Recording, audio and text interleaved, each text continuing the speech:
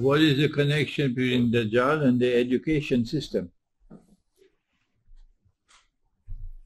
Remember what he has on his forehead? Kafir. So his objective is to take you to kufr.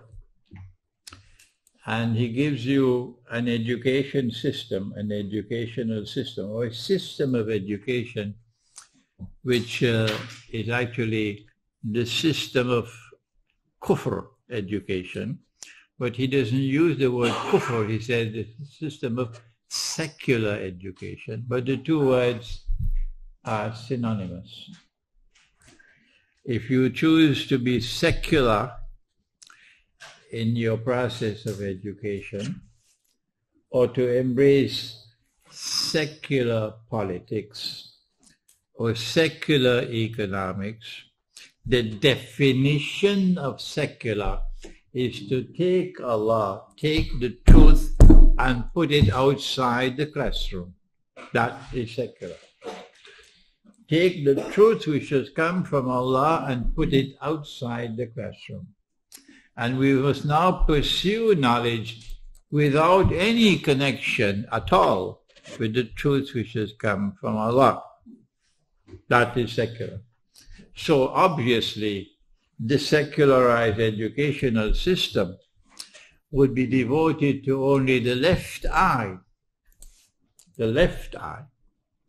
And this left eye is very bright, says the Prophet ﷺ.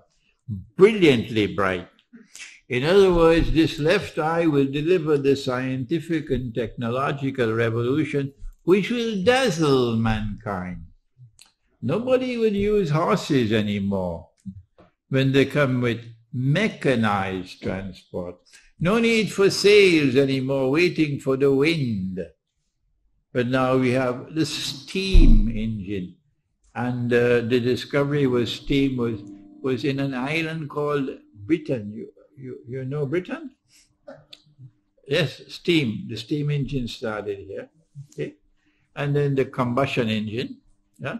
The scientific and technological revolution started here in Britain. The industrial revolution started here in Britain. The feminist revolution started here in Britain. That's why I have said, if you were born in Britain, even if your parents had come from Pakistan and you were born in Britain, you have an advantage over those in Pakistan and in Egypt and in Algeria. Why don't you use the advantage that you have? Even if you had a Darul Uloom education, never mind. The Darul Uloom does do some good. For example, you can memorize the Quran in the Darul Uloom. That's beneficial. But having said that, you must be able to now use your experience, your rich experience of having gone to university in Britain, having studied the British history, having studied the Industrial Revolution. If you are living in Britain and you know nothing about the Industrial Revolution, my gosh, buy a one-way ticket to the moon. You're living in the Britain and you've not studied the scientific and technological revolution which started here. What are you doing in Britain? Instead, you pick up your boxing gloves and you're engaging in this boxing match. They were Bandi Brel people. Leave them, leave them, leave them. They're not going anywhere. They're not going anywhere with that boxing match, but you're going to go somewhere. You're going to go somewhere. If you will now follow this methodology, that one leads to kufr. The reason why I was so active in the classroom was because I came into their classroom in their best universities with the Quran in my heart. That was what made the difference, okay? So the educational system here is meant to produce people who have knowledge from only one eye, external knowledge, and who are internally blind. We can go beyond this. We can talk about the political system. we could have thought, we could talk about how the Khilafat movement in India was faithful, was struggling to be faithful to the truth. And the All India Muslim League had only a passing acquaintance with the truth. And it was such a tragedy that it was the All India Muslim League which brought Pakistan into being rather than the Khilafat movement. It was a tragedy that Mohandas Karamchand Gandhi was assassinated by the same people who are now ruling India. Because if he had lived and if the Khilafat movement had survived, the British would not have succeeded in doing what they did. Okay?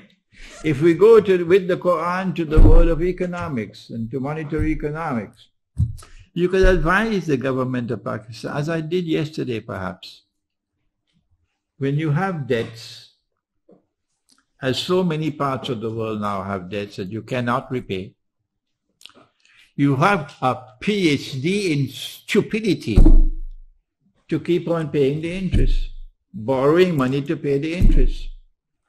I mean, you have a PhD in stupidity.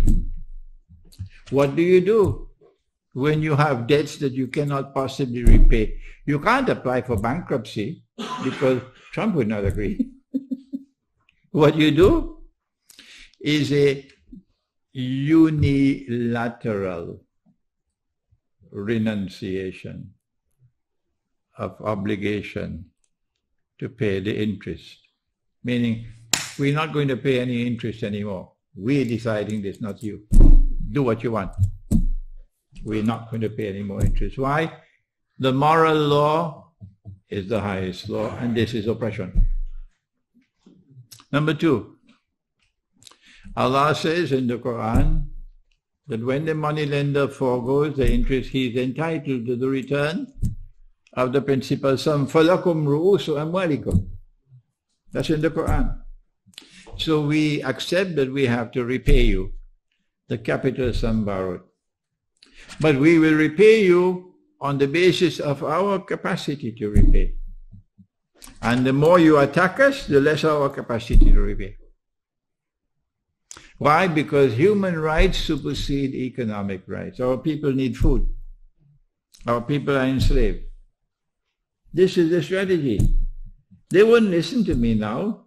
20 years from now, they'll remember what I'm saying, if they follow the foolish policies that they're following now. Oxford education does not provide you with this kind of guidance. You have to have a backup currency, because from the time you refuse to pay the interest, they'll attack the rupee, and your rupee will be tomorrow like the Venezuelan bolivar and the Zimbabwe dollar. It'll be runaway inflation. So what's the backup? The answer, gold dinar and silver dirham must become legal tender. And you cannot strike the gold dinar and silver dirham with inflation. Next question.